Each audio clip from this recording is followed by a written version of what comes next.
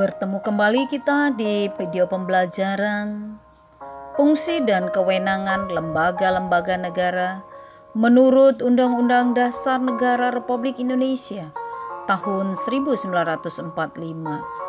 Materi kelas 10 KD 3.3. Pertemuan ini dibagi atas 3 subbab. Yang pertama, suprastruktur dan infrastruktur politik Indonesia. 2. Lembaga-lembaga negara Republik Indonesia menurut Undang-Undang Dasar 1945 dan tata kelola pemerintahan yang baik. Yang ketiga, partisipasi warga negara dalam sistem politik. Pertemuan kita yang pertama tentunya adalah dengan judul Suprastruktur Politik dan Infrastruktur Politik Indonesia KD 3.3.1. Mari ikuti materi pelajaran berikut ini. Yang pertama adalah suprastruktur dan infrastruktur politik. 1. Yaitu tentang suprastruktur. Suprastruktur politik diartikan sebagai mesin politik resmi di suatu negara dan merupakan penggerak politik yang bersifat formal. Dengan kata lain, suprastruktur politik merupakan gambaran pemerintah dalam arti luas yang terdiri atas lembaga-lembaga negara yang tugas dan peranannya diatur dalam konstitusi negara atau perundang-undangan lainnya. Suprastruktur dan infrastruktur sistem politik. Pengertian struktur menurut Rusadi Kantra Prawira adalah pelembagaan hubungan organisasi antara komponen-komponen yang membentuk bangunan itu atau suatu pola hubungan yang relatif stabil antara komponen-komponen atau antara jabatan-jabatan dalam organisasi atau lembaga. Menurut Debbie Irawan Maksudi 2012 halaman 85. Struktur politik sebagai sebuah spesies struktur selalu berkenaan dengan alokasi nilai-nilai yang bersifat otoratif, yaitu yang dipengaruhi oleh distribusi atau penggunaan kekuasaan. Suprastruktur politik adalah gabungan dari kata supra atas, struktur atau bangunan atau tata bangunan, dan politik atau tata hubungan bangunan kekuasaan yang dilihat sebagai pembagian kekuasaan secara horizontal fungsional sebagai bentuk mesin politik resmi atau formal dalam negara tersebut. Sedangkan dari kekuasaan legislatif, eksekutif, dan yudikatif. Kemudian infrastruktur politik terdiri dari kata infra atau bawah, struktur dan politik. Pengertian infrastruktur politik adalah bagian atau struktur politik melalui fungsi-fungsi yang mengalir sebagai bentuk mesin politik tidak resmi atau informal dalam negeri tersebut, terdiri dari kelompok kepentingan, partai politik, mass media, dan tokoh masyarakat. Suprastruktur politik Indonesia berdasarkan Undang-Undang Dasar 1945 hasil amandemen itu terdiri dari kekuasaan legislatif, kekuasaan eksekutif, dan kekuasaan yudikatif. Suprastruktur politik adalah yudikatif, yaitu sebuah lembaga atau badan yang berwenang mengadili penyelewengan pelaksanaan konstitusi dan peraturan perundang-undangan. Yang berikutnya adalah eksekutif, yaitu lembaga yang berwenang untuk menjalankan roda pemerintahan.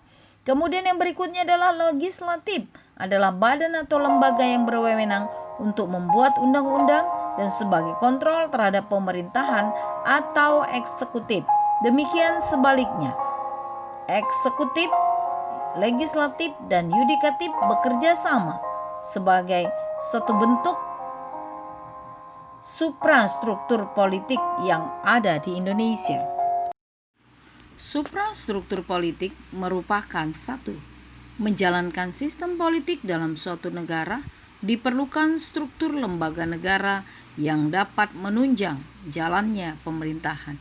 Yang kedua, suprastruktur politik suatu negara terdiri atas kekuatan suprastruktur dan infrastruktur. Struktur politik negara Indonesia pun terdiri dari dua kekuatan tersebut. Suprastruktur politik adalah merupakan mesin politik resmi di suatu negara dan merupakan penggerak politik yang bersifat formal.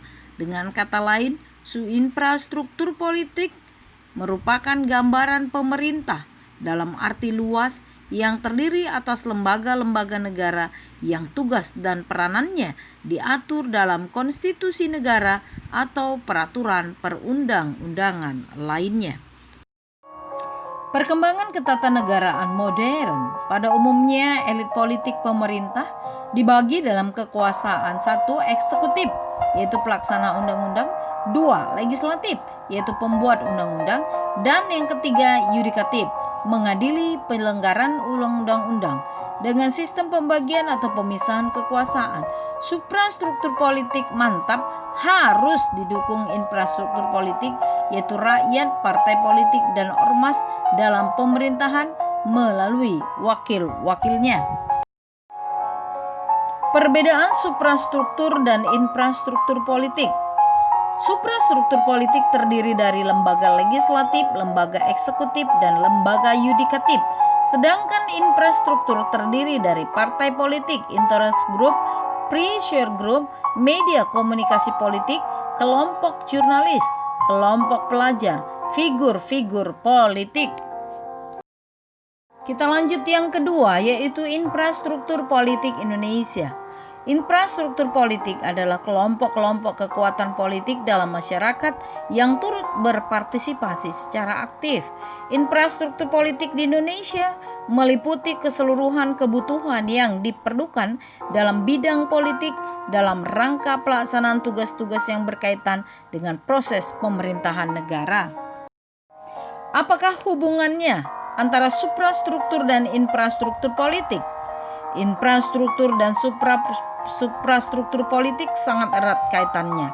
Keduanya dan tidak mungkin dipisahkan dalam kehidupan politik sehari-hari.